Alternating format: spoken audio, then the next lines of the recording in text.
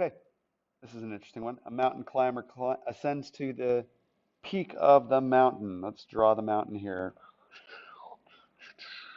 like that. Okay, up here is the peak at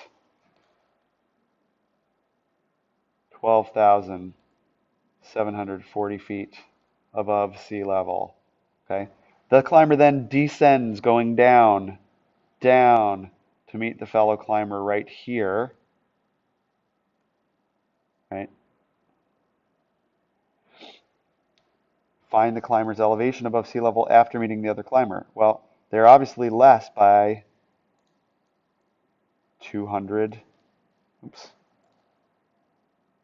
feet.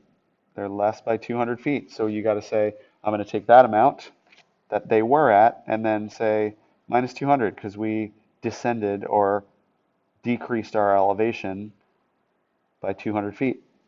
And then we subtract and we say now they are at, after meeting their fellow climber, they are at 12,540 feet. This is just an imagination kind of thing. Like, can you visualize it?